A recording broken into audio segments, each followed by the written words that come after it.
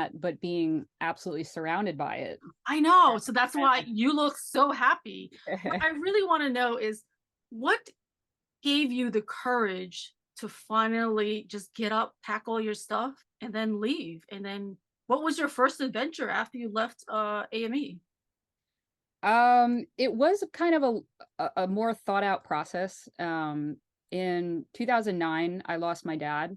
He got hit by a car. Oh my God. Kind of just, it was sudden and kind of shocking. And it really made me like process things differently as far as, you know, crap, like you could literally die tomorrow. Yeah. And all of these things that I've wanted for my life. You know, I'm obsessed with nature documentaries and travel things. And I just was waiting for like the right moment to do it. Yeah. And that made me realize that there was no right time, just as far as, you know, if not today, when. Yeah.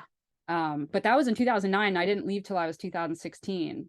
So I had that amount of years trying to figure out what I wanted. And I think an important message for people to understand is that getting what you want isn't the hard part. It's figuring out what you want. Yeah.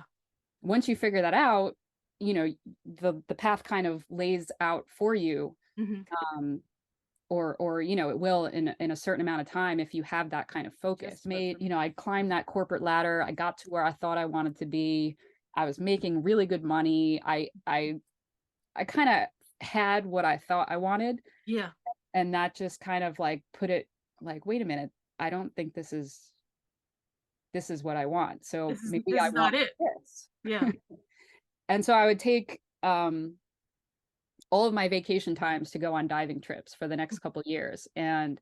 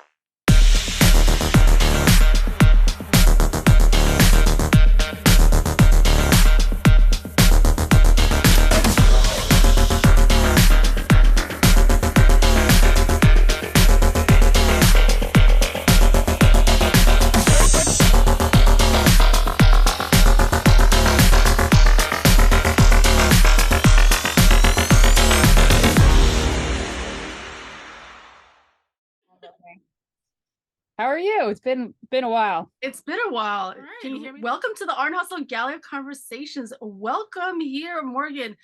We go way back to the fun days of AME, Global Brands, and Yep. I'm not sure when you left and what the name of our company was at that point. Yeah, I've heard so many crazy things since I left, but I left the summer of 2016. So Mhm. I think it was, it got disbanded and then brought back together, and Yeah. What I was the don't name even know of the the state of it company now. when you left? It was AME, but I was working for both AME and Briefly Stated doing the onesie pajamas. Okay, so then it changed to LF USA, LF something, and then Global Brands Group, and then Centric. Yep. Yeah. Yeah. I, Yeah. I missed the centric part. I Okay. thought that was another company. But Yeah. are you still working for them? No, no. I got let go during COVID, March of 2020. So was it because of COVID or because of other factors? They said it was because of COVID. So they had to basically, at that point, that was the start of the dismantling and the bankruptcy of the company. Oh, wow. So it started right then. So like I think we all left to go home on a Friday, and everybody was getting computers and Macs, and they didn't have one for me. That's how you found out? Kinda. I mean, if you're not getting a Mac, that's a red flag right there. I was like, well, where's my Mac? I think that's super strange that you're not giving the designer a Mac, and I've been here for like, I don't know, almost 14 years. So you're not giving me a Mac? And they were going to give me a PC because they didn't have any Macs. They're like, okay, let's figure it out. Let's get you a PC. And I was like, what? Wow. And I was just like, I don't know what the hell's going on, but okay, just give me a PC for now, just so I have something. And I think they let me go either that Monday or Tuesday. Well, you should have at least got a good severance then for 14 years, right? No, because they were What? going bankrupt. Isn't that like not legal for you to not get anything? Um, so they gave me a little bit until they filed bankrupt. And once they filed bankrupt, you either can get something or some people didn't get anything. Wow. So some people got completely screwed. Some company and got jack shit. So that just, it's not the first story that I've heard either of you work, your whole career for something, you put your heart and soul into something, and then, you're not in charge. So, you have no protection, and you just think that these companies have your interest at all in mind, and it's a big lesson. Yeah. And that's a really hard lesson to learn after, like, a decade or more of working somewhere. So I'm glad you got your own thing going. I got my own thing going. That's like Yeah. the way to be these days. Yeah, exactly. Ever since I got let go, I had to refigure out like, what am I gonna do? Like, do I still want to go back into corporate America and do the rat race, or do I want to figure out like what makes me happy and do something for myself? And Deb was like, Linda, you can't go back. Yeah, I mean, you're literally like you're banking on the safety that Mhm. these companies offer, but Yeah, you learn the lesson that there is no safety. Like there is no safety net, safety. really. There's no safety, and you have to just figure out like what makes you happy, because obviously we're just working for a company that doesn't give a shit about you, and you're expendable, and they're just going to replace you in 2 seconds. If you die, they're just going to replace you. They can let you go, they're just going to replace you. Like, it's, just collect some more resumes of someone that looks like you and can work like you, and just another robot, because at this point they don't need designers, they just need robots. Well, I remember before I left, they were trying to convince some of us designers to move to China for a few months and Mhm. to literally train Chinese people to do our jobs to replace us. And it was Yeah, like, yeah. no, who's going to sign up for that? That is horrible. That's horrible. I mean, like, you can never, you can't replace us. There's like, we have all of our experience here, and no matter what, it's just not going to be the same. Yeah, well, I don't know what they did to go bankrupt, but I'm sure, the owners of that company got away with quite a bit. I'm sure they did. And when So that's that bullshit. But anyway, I'm glad I finally, started Art and Hustle, and I was curating art shows. And then eventually when COVID hit, my partner was like, Linda, you don't let this die down. Like, continue doing it, continue talking to all the people that you know, and be it from either art shows or people I work with or someone I came across. I feel like everybody has a story, and every story will help and every story will heal. Because I love to get tips and tricks of like how you got to where you are, how you grew up, where you grew up, and what motivates you to keep your passion going in your business that you started. So congratulations on your business, and I love all of your underwater photos and videos, and I'm so happy for you. I'm so happy for you. Thank you. Yeah. I mean, there was a point much before I left, probably 2 years before I left, that I just hit a wall. And Mhm. I could go to work and I could do my job still and everything, but it was all just like blurring into one big like unhappy life. Yeah. And especially like the vibe at our company was kind of really toxic. Yes. Like they It was they very made like the competitive. walls Yeah. they made the walls really colorful, and it was supposed to be like these big open spaces, but Yeah. overall like you walk through the cubicles and everybody just had like a frown on. And Hmm. it was vibe, like every time I would take a vacation and I would try to like go somewhere fun or whatever, I feel like I would come back to like judgment. And Yeah. they'd be like, oh, it must be nice being able to do this, or like especially when your coworkers start following you on social media and they're like, well, isn't your life fun? And you're like, woo, like, yeah, you should be, kind of happy for me, Yeah. not Yeah. necessarily hating on me because you don't like your life. So No, it was we should part we of should that be culture. really, really. I mean, like I would be so happy. Like I mean, like we didn't really talk that much super close when we were working, but I see your photos and I'm so happy for you that whatever you're doing, like I love it and I see that you're happy and I support that. Yeah, I mean, it isn't just, what you see on social media. Not just what you see on social media, that it's like I even stepped back from that a lot and I kind of only do it for the company now. But just being able to look back every day and be like, I'm proud of what I accomplished today. Or if I don't feel like doing crap today, hey, I can just go wander off on the beach and Mhm. whatever I need to get done, I don't have a boss telling me when I have to do it. I So love it. So where are that you now in power of Florida? yeah, we've been kind of all around. This is the first time we've lived somewhere for over a year for the Hmm. past 7 years. Hmm. But now we're in St. Petersburg, Florida. Hmm. So it's on the Gulf Coast, and my apartment overlooks the beach. I literally have dolphins outside of my office window. Oh my God, really? You should like pan it over to the dolphins. They don't seem to be here at the moment, but we have Yeah. manatees too, and I mean that for me means everything. Yes.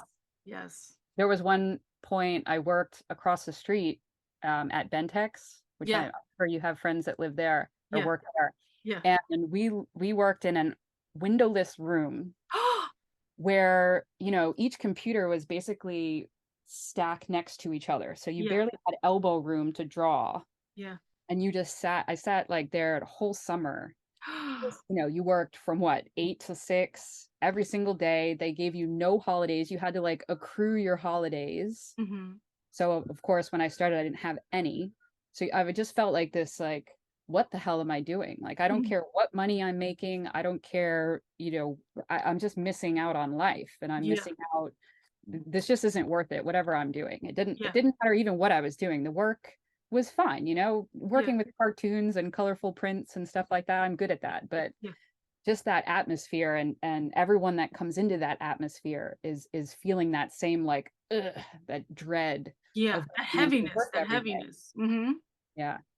So I mean that's not something I think you can put into words. Rather you just feel it and you're like, I need to get out of here. Yeah. Yeah. I think I felt like that also when I was at AME and then towards the end of my career doing fashion too, where I just wasn't happy anymore. Like I felt like I was doing it for so long. I was probably in the industry for almost like 23 years doing fashion design. I graduated in 99. So I was doing the same thing for but all these different companies and you kind of lose yourself, Yeah. Like you're losing yourself to the rat race and just the heaviness of the environment and everything like you said was just like a blur. you know? Yeah, like days, weeks, months go by. You're like living for the weekend or living for that 2 weeks vacation Yeah. Yeah. attitude. And like literally, I have stuff pop up all the time now, like normal life stuff. Maybe you got to go to the doctor, you got to go to the bank, you got to go whatever you want to do in life. Hmm. And you have to like schedule it to like fit into my lunch break or fit into, after 6 o'clock Yeah. or just on the weekends. And it was just hustle, hustle, hustle, hustle, hustle. Yeah. And you're like, did I just accomplish all that in a day? Like, Yeah. I don't know. Okay. It just So let's take it back to like, where did you grow up? I grew up on the Jersey Shore, if you've heard Hmm. of the little town called Point Pleasant. Hmm. So I mean, I grew up, I love the ocean always. But it's always so cold there, and Yeah.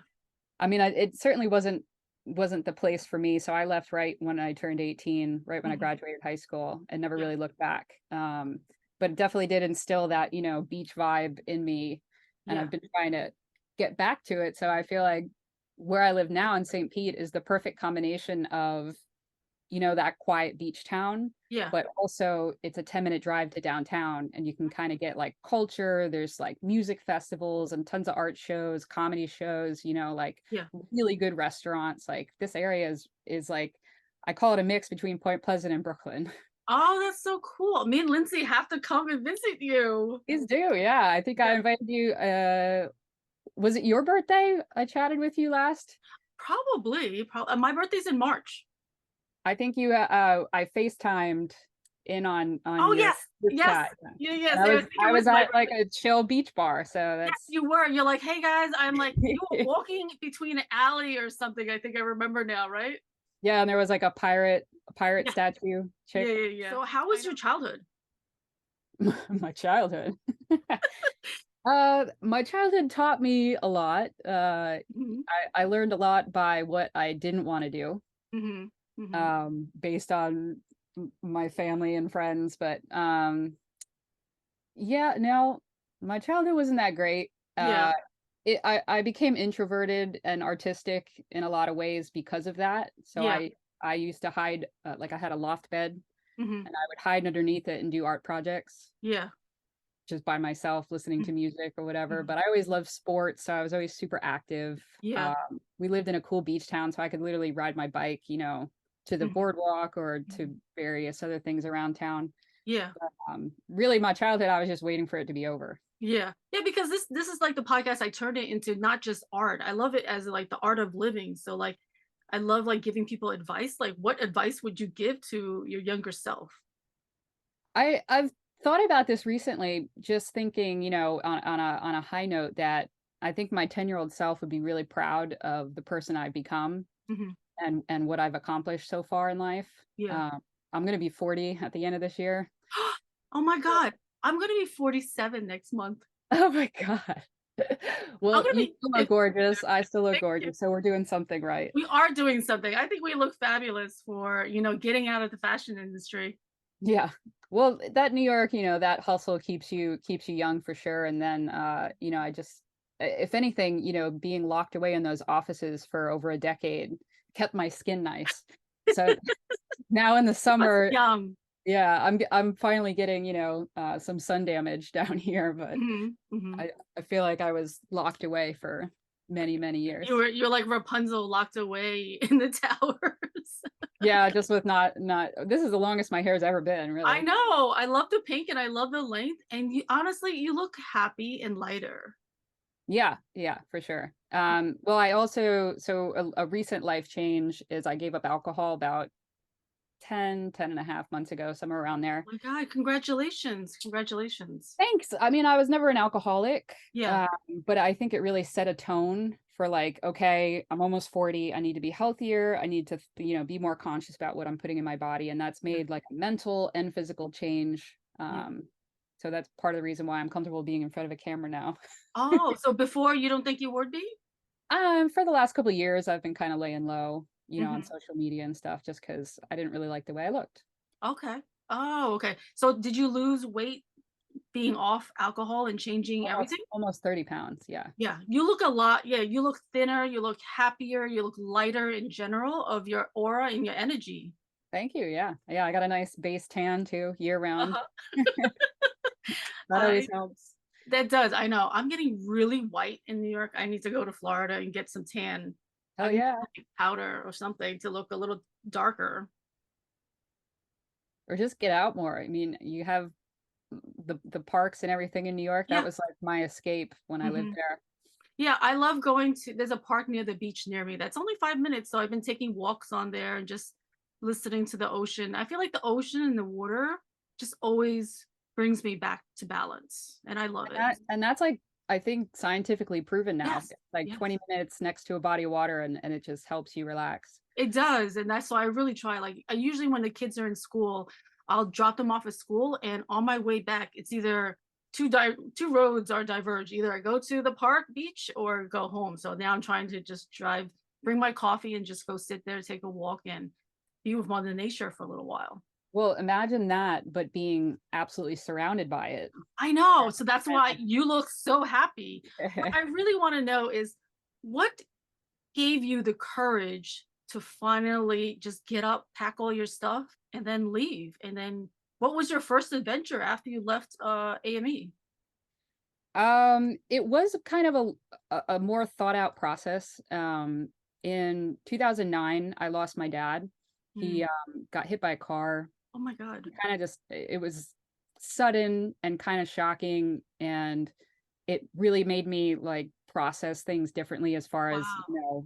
crap, like you could literally die tomorrow. Yeah. And all of these things that I've wanted for my life. I'm obsessed with nature documentaries and travel things, and I just was waiting for like the right moment to do it. Yeah. And that made me realize that there was no right time. Yeah. Well, that's a lesson right there for everybody. There's no right time. There's no right moment because, you could technically, we never know when our last breath is. Technically, you cannot wake up in the morning. So I'm grateful every day that, I wake up. And that's a great attitude to have when you wake up. And I think it's hard to keep that, like Yeah. that adrenaline or whatever it is, Yeah. to Yeah. keep it up. But when you do feel it, like it's really good to like sit down and actually experience it, I Hmm. think. And that's a super strong motivator for me, just as far as, you know, if not today, when. Yeah. But that was in 2009. I didn't leave till I was 2016. So Mm. I had that amount of years trying to figure out what I wanted. And I think an important message for people to understand is that getting what you want isn't the hard part. It's figuring out what you want. Yeah. Once you figure that out, the path kind of lays out for you. Hmm. Um, or it will in a certain amount of time if you have that kind of focus. But for Yeah. me, I was kind of lost. So for a good 5 years, I didn't know what to do, and that just made me, internalize my unhappiness even more, because I Hmm. just didn't know what to do. I knew I had to do something, but I didn't know what. Yeah. Um, so I found scuba diving kind of by accident. I was on vacation in the Bahamas, and for my birthday, actually, my 30th birthday. Hmm. And I just tried it. You sign up for those random things when you're staying at a resort. You don't even know Yeah. what you're doing. Yeah. And it kind of just rocked my world. Mm. I went with my sister, and my sister went 2 feet underwater, freaked out, came back to the boat and said, "I'm never doing this again." Hmm. Meanwhile, I went down, I was just like 10 feet, like nothing crazy. There was probably nothing to even see, maybe like a fish. And Yeah. I was just like, wow. You're like, this is what I'm doing for the rest of my life. Well, that's what I wanted to. I really Yeah. wanted to, but I'm not, I'm more of a practical thinker than that. And Yeah. especially I had just made, I climbed that corporate ladder. I got to where I thought I wanted to be. I was making really good money. I kind of had what I thought I wanted. Yeah. And that just kind of like put it like, wait a minute, I don't think this is what I want. So This is maybe this I is not want it. this. Yeah. And so I would take all of my vacation times to go on diving trips for the next couple years. And one particular moment that I've actually told my fiance about several times, that I kind of walked into Marianne's office at some point, our boss, Hmm. and said, "I have 3 weeks vacation this year. I'm gonna take it all and go to Belize right now." And it was like 2 weeks before it was gonna happen. Yeah.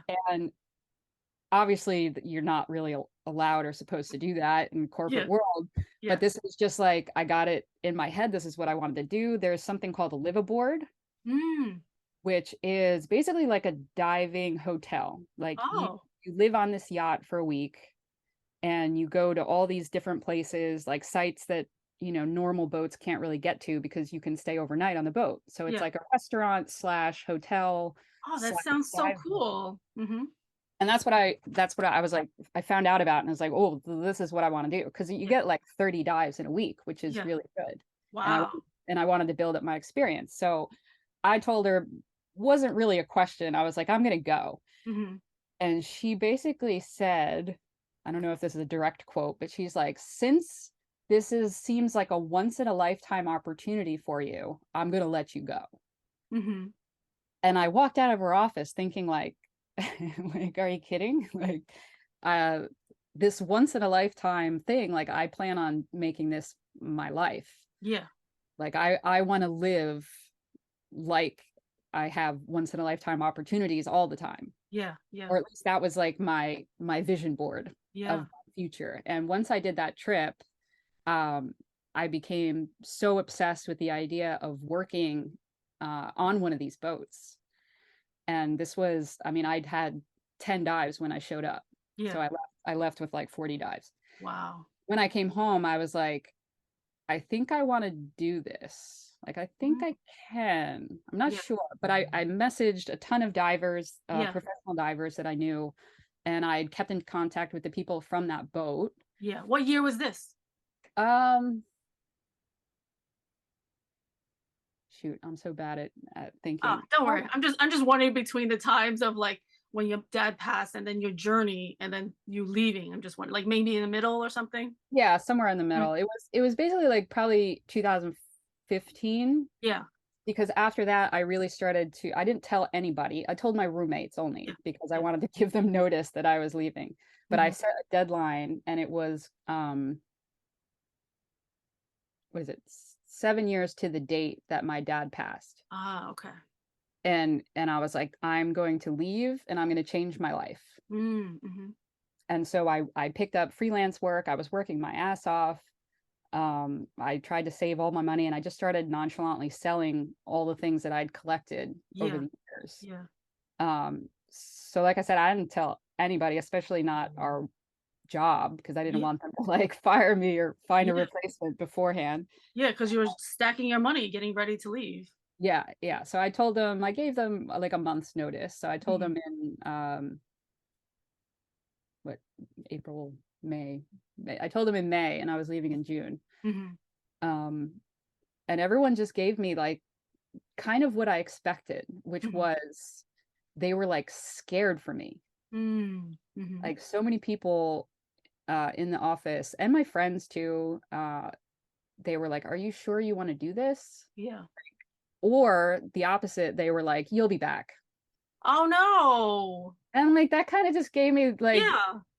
it motivated me in a way because, Hmm. nothing will motivate me more than somebody telling me I can't do something. Yeah. Yeah.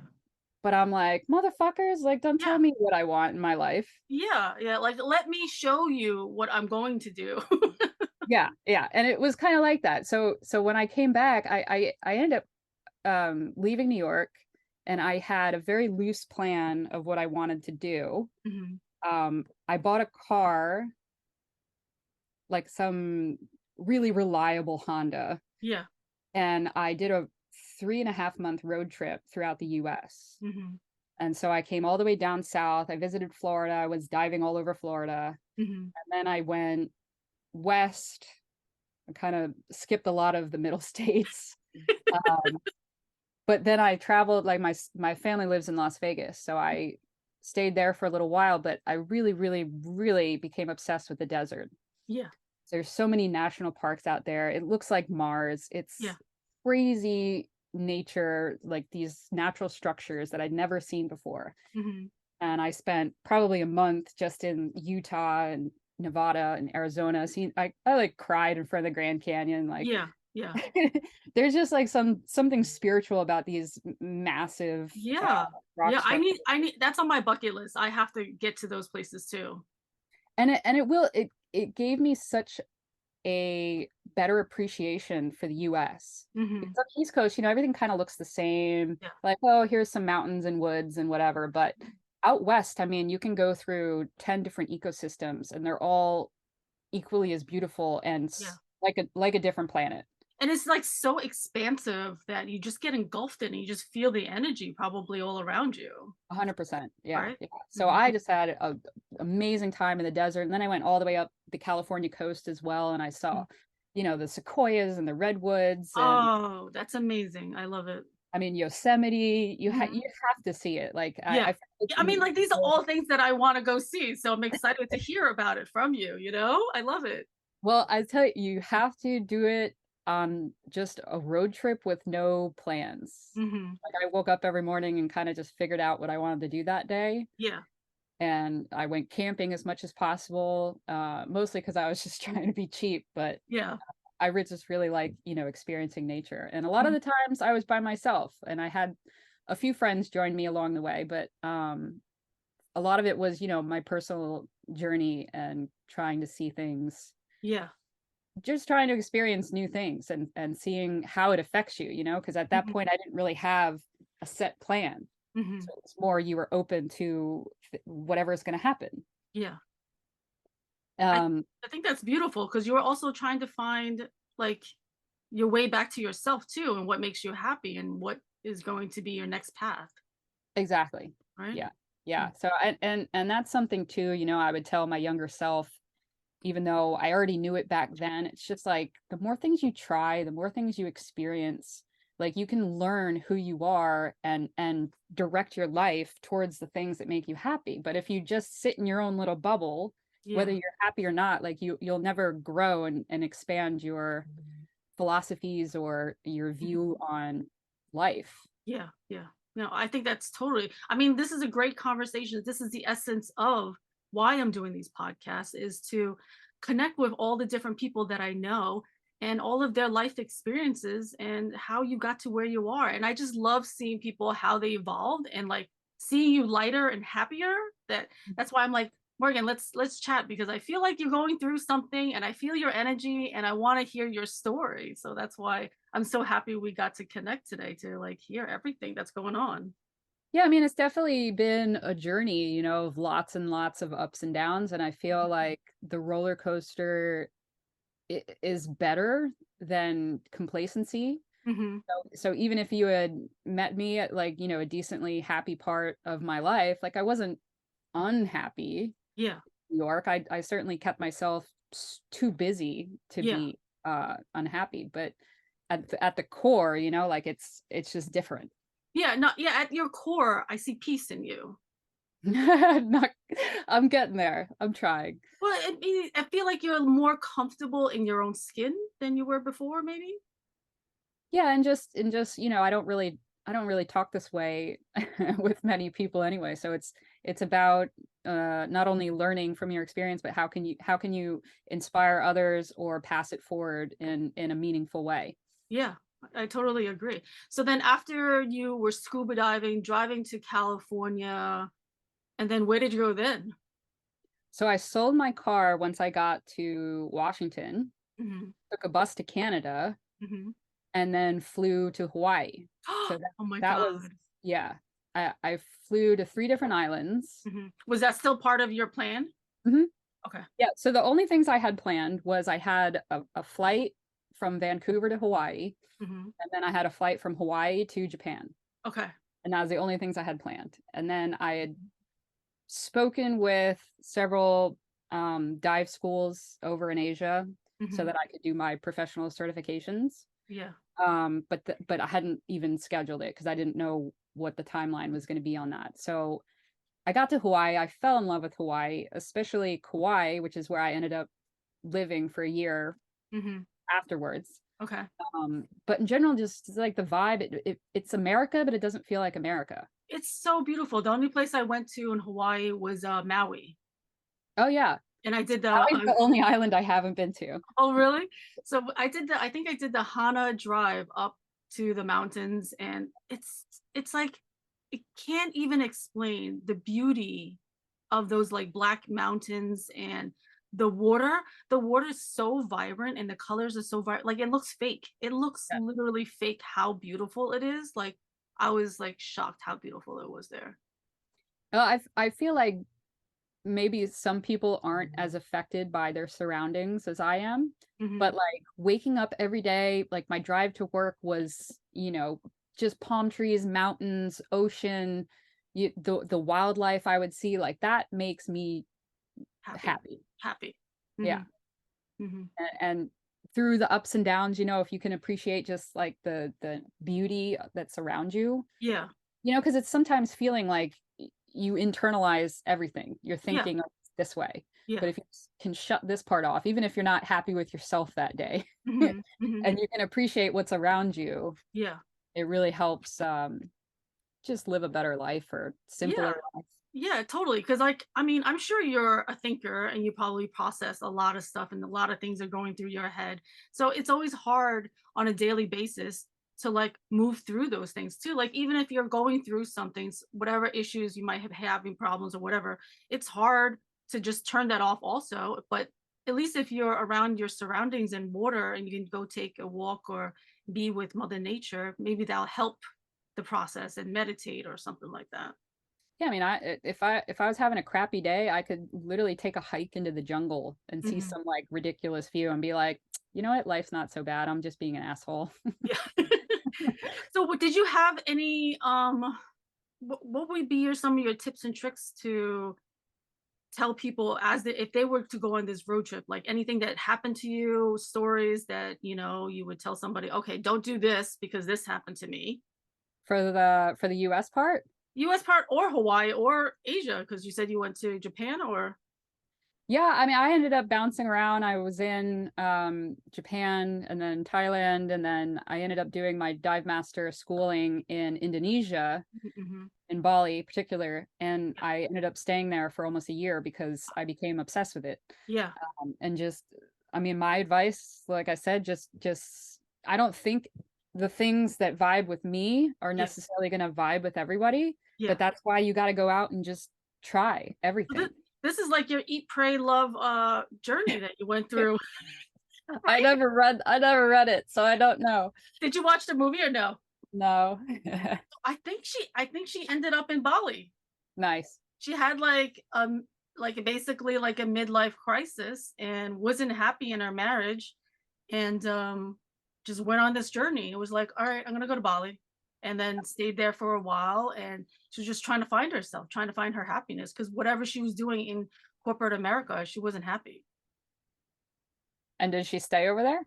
She stayed there for a while. I'm trying to figure out what happened later, but it was just this beautiful journey. Just basically, we're all trying to find our path back to ourselves. Yep. Yeah. Like that's what I'm on. I'm on my journey to be the most authentically myself and to find a journey back to myself and just to be happy and more at peace and do more things that bring me joy and to be more grateful and to be more intentional with things. But it's great when, your intentions and your happiness and everything can actually make you money. Align. Yeah. That would be good. That would be good. I mean, if I can monetize eventually this podcast, that would be great. How close are you? I think I'm like close to 1,300 in subscribers and watch hours. I need 4,000 watch hours and I'm up to maybe 20, maybe almost to 2,400 watch hours. So I'm getting there. Getting there. Yeah. And how Mhm. else do you market it? Either, let's see, I do it through LinkedIn, Facebook, Instagram, and eventually I'm going to start to get on other panels of podcasts so then I can, collaborate with other people's podcasts as well. So that will help either bring the numbers up as well. But each person I speak to, I feel like that's another connection and it's all about the story. So it's like the purpose. If I can do my passion and my purpose and link it up and make some money, and eventually I'm also writing my art book, which is my childhood story too. So I'm gonna do that. So that'll be another marketing aspect of it. But it's all for me instead of for somebody else, which makes me happier. Well, obviously you're relating to, at least 13 or 1400 people, whatever you said. Exactly. Eventually get me to the path that I want. But otherwise, I'm also just freelancing here and there, and just trying to find my way. Like when I got let go, that was also like, that's my journey. Like I was in my own little cocoon of trying to figure things out from 2020. So it's still starting. It's not that long ago. Yeah.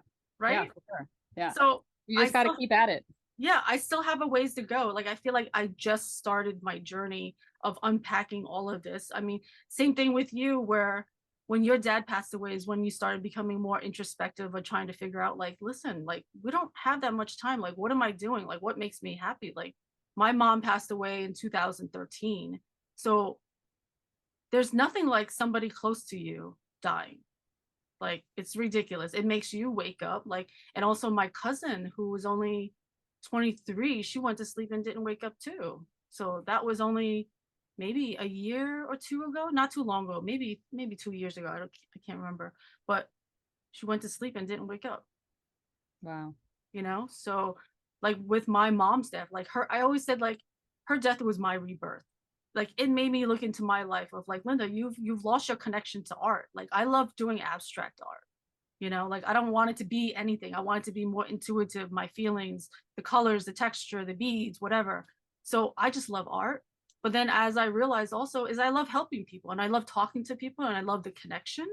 So that's why this doing like I edit all of my videos. I love talking to people, and then I love promoting whatever they're doing, like I love to get some photos or you're doing your business, card and your images, and then collage it all together and kind of like a tribute to what you're doing in your journey. Have you ever thought about going into art therapy? I was thinking about that, but I'm not sure if I want to do all the certifications and go back to school to get all that. So I'm wondering if there's a shortcut. Like I've taken, yeah, I know. I'm an artist. I don't want to go through all I didn't realize that it needed a degree to do. I'm not sure, but I feel like there might be, but because even as like a community outreach thing, you can start, with some sort of charity or organization that just, even if it's you like the battered women or unfortunate kids or something like that, they would appreciate to do anything. Yeah, exactly. That's definitely on my radar. And the other thing I did take was I took a Udemy class, which was like I got a certification for like cognitive brain therapy, so that's also helped me. And I've done tons of like research and books, and I kind of joke around with people now where I'm like, I'm doing podcast therapies.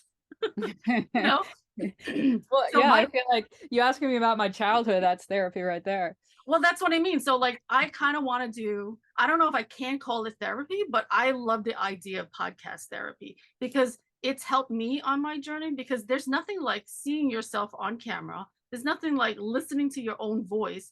Like after I edit these, I have to listen to them on my 58-inch TV. And it's kind of like an outer body experience, because now you have to like really look at yourself, because I've gone through so much trauma in my life that I kind of just going through life like a robot, and I'm just surviving, getting through life, hitting off all those check marks, going to corporate America, doing all these things that I think I'm supposed to be doing to achieve the American dream or whatever the hell I'm trying to do. But afterwards, like I didn't really like myself fully until like I started doing these podcasts and like listening to myself and starting to eventually like my voice. So since it's given me so much healing and I'm still on my healing, I started offering it to someone else who had like deep childhood trauma. She had like sexual abuse and all this other abuse. And it's helping her now. Like, so we're on week 9. She's kind of like my first test client. And we're on week 9. And every week that we come on, it's helping her because she has to actually hear herself and be accountable for what she says. So I think I'm kind of good. I think I'm tapping into like podcast therapy. Do you edit these? Yeah, I do. Okay. It's a lot of work. It was a lot of work to figure out how to edit all these also. What do you use? I just use whatever was free on my computer. So I just use iMovie. Okay, yeah. So when I circled back and got my dream job that I was asking how to get in the first place, so I ended up working in Hawaii on one of those liveaboard boats. Ooh.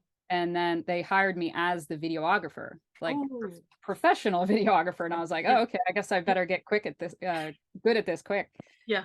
And that was to me like my dream job ever. Like Mm. they were literally paying me to like go underwater and take video and photos of people diving and all the animals we would see. Yeah.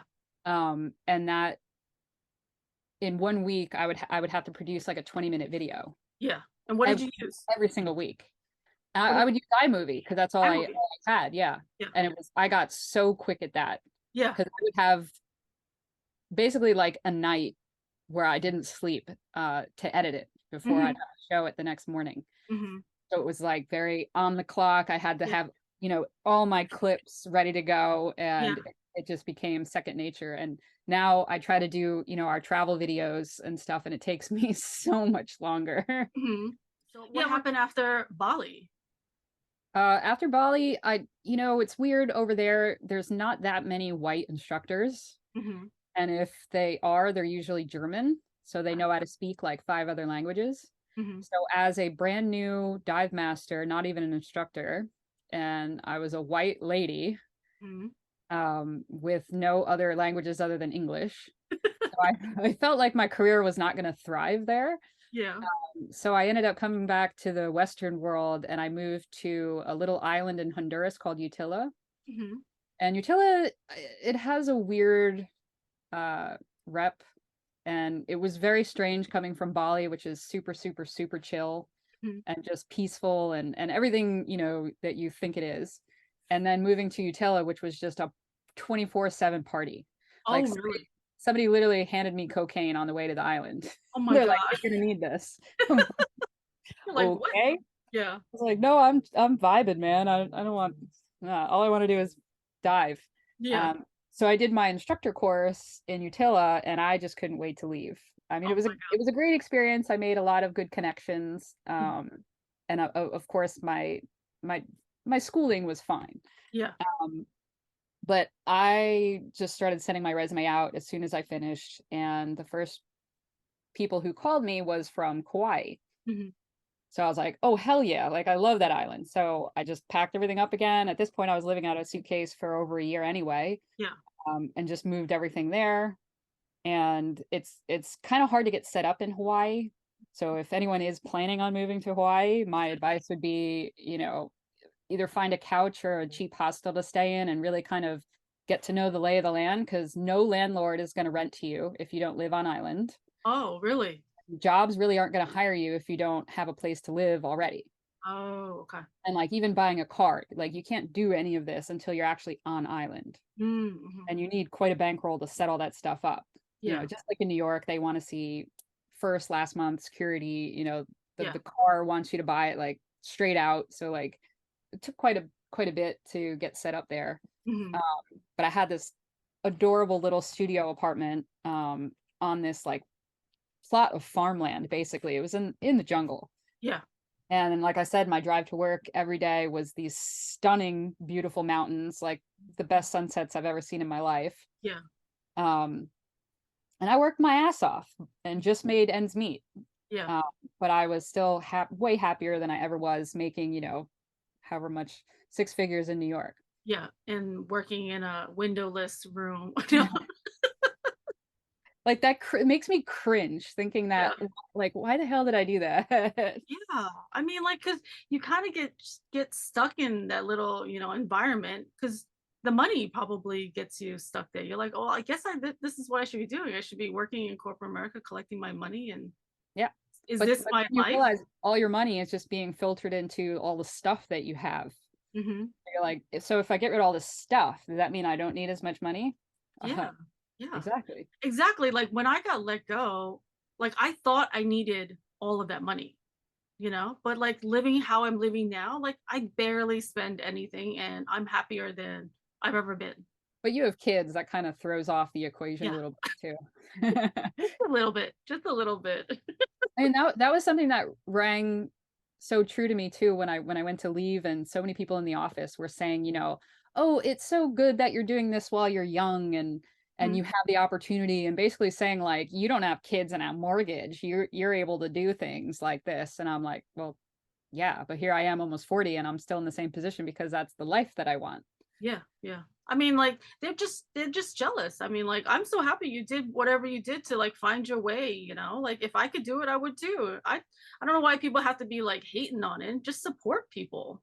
I don't know. Yeah, that's just not the vibe I got in New York. Uh-huh. It's hard too because you know you're forging your own future and people are uncomfortable with that. Like even my family, not to say they didn't support me, but they were kind of always, you know, like Scared.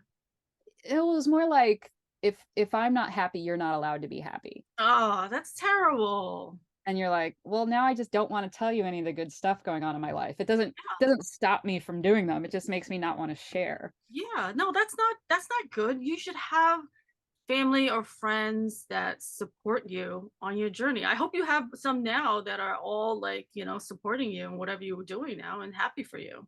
Well, like the main thing would be my fiance. Honestly, like Mhm, we met at the same point in our lives, even though he's almost 9 years younger.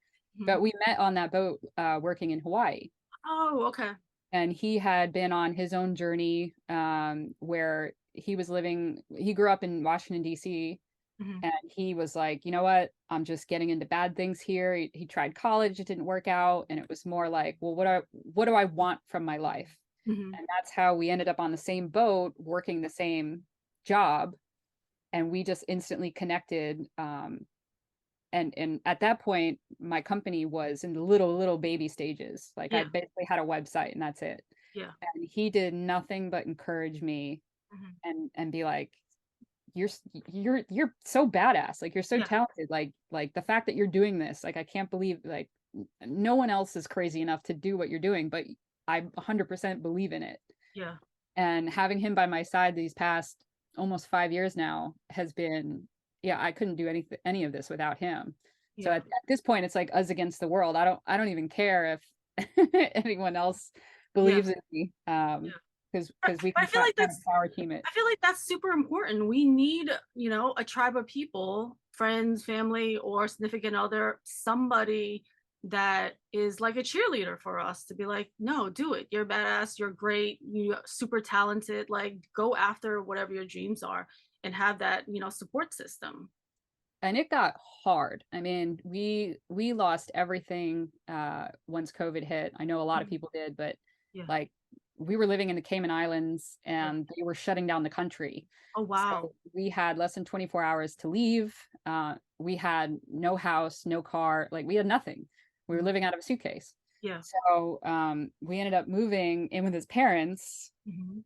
in Washington, D.C. And that was the first time I had to experience winter since I left Oh, New York.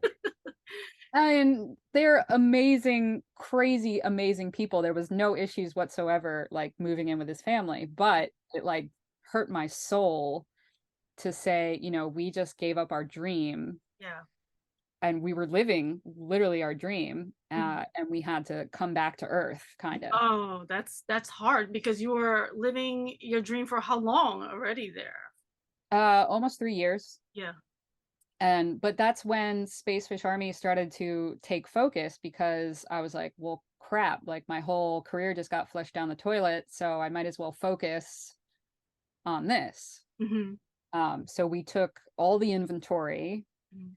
and we started like hustling both online. I redid the whole website and then started getting into more stores. And that's what actually prompted us to move down to Florida in 2021, like as basically as soon as we could, Yeah. to start just going shop to shop saying, hey, Yeah. sell our stuff. Yeah. Yeah. Yeah. And how's that going so far since you moved down there? Since we moved down here, it was crazy good. Yeah. So we spent 2021 in Key Awesome. Largo, Mm-hmm. which is it is the Florida Keys, and everyone has in their mind what the Florida Keys are. But Key Largo is basically nothing. It's a highway with dive sites. Oh. So unless you are a diver or stay in like a fancy, private hotel, there's Mhm. nothing to do. Oh, okay. So that's not good. That wasn't the place then. Well, it wasn't the place for my personal happiness, but the business exploded. Oh. So we got into almost all of the dive shops in Key Largo, like throughout the Keys, really. Yeah. And then, trade shows in 2021 finally started happening again, even though they were still kind of low attendance. Yeah. So we were able to do that. And like, we're in over 100 stores now. Congratulations, 100 stores. And then I hit my 1,000 this year too of like subscribers. So we're both hitting our goals. Exactly. Yeah. And you just keep going. Like a lot of times it feels like a hamster wheel where you just keep running and you're like, it's getting faster, but I just keep running. Yeah, yeah, yeah. But yeah, and you can't, it's working, whatever we're doing. So yeah, that's amazing. I'm so happy for you that you hit 100 stores and it's moving along. So that's amazing. Yeah, I'm very proud of this one big marina in Okinawa, Japan. Ooh. That they literally can't keep us in stock. They Really? order, we send them like a pallet of clothing and they sell it and they're like, we need more. And That's all those amazing. crazy Japanese people love it. Yeah, that's amazing. Now, are you marketing this stuff like on social media? Are you keeping up with that or no? I've been trying, but honestly, I don't think it's our market. Okay. So I've invested a lot of time at a point I was, following the algorithms and posting like however many, like once a day or once every 2 days, whatever it is. Yeah.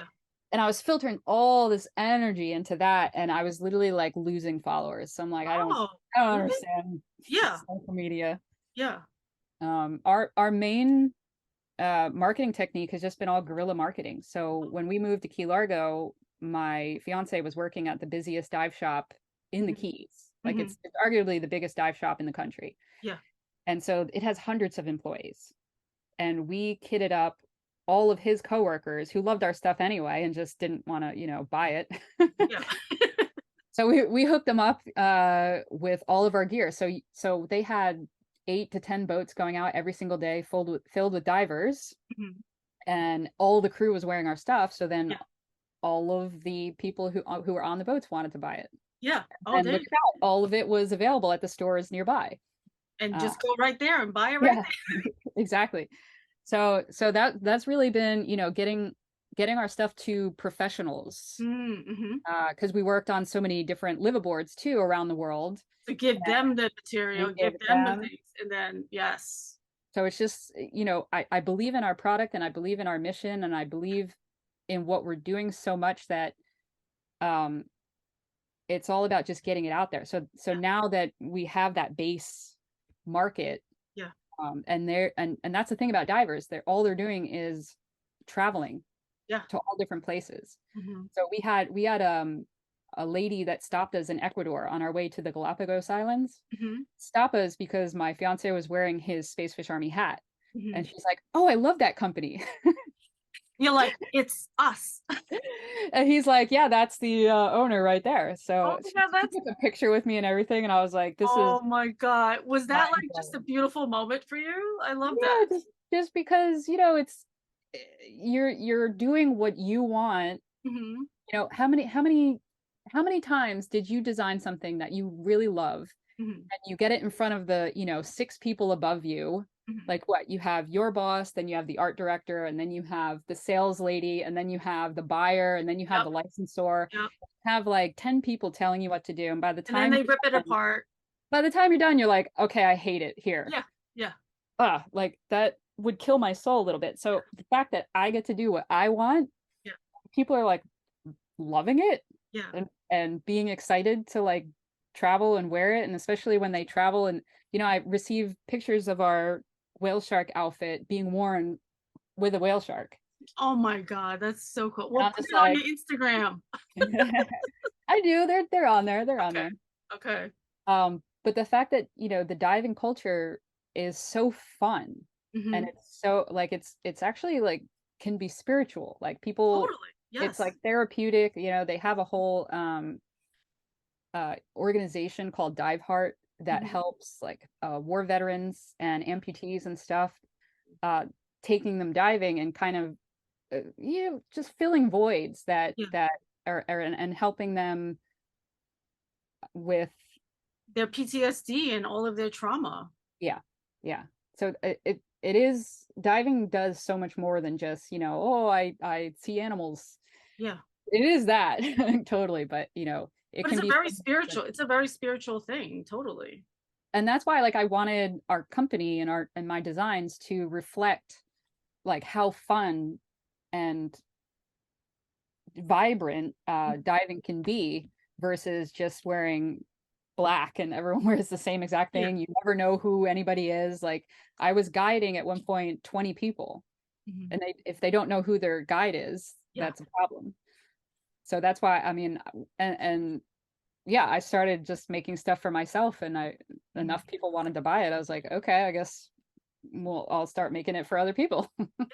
No, I love it. See, this is what I love. I love hearing the backstory of like how someone started their business and how it evolved and what do you have to do. So, guerrilla marketing, just get that shit out there and push it. Like that's the best like art and hustle, like way to go. Because I had no money. I had no money. Hmm. By the time I traveled for a year, I did all my dive certifications. I was living in Hawaii, which is very, very expensive, Yeah.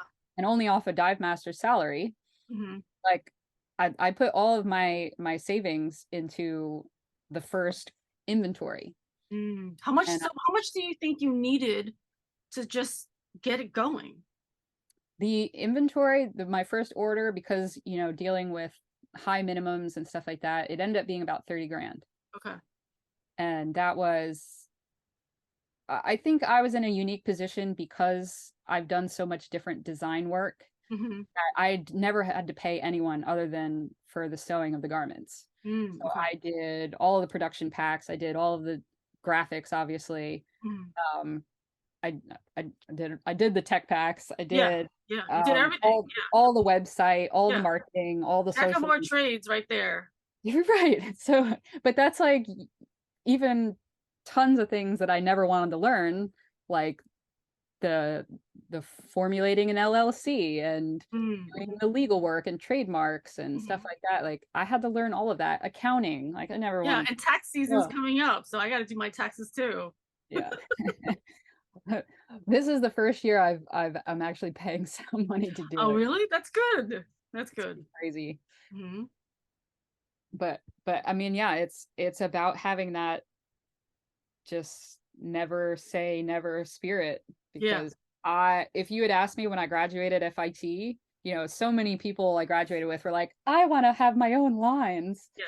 And I was like, fuck no, I don't. Like give me a paycheck and then I want to enjoy the rest of my life. You know what I Yeah. mean? Yeah. And it just the thing that I wholeheartedly believe in is like if if if you do have a niche and you understand your niche, Mhm. like everything kind of happens organically.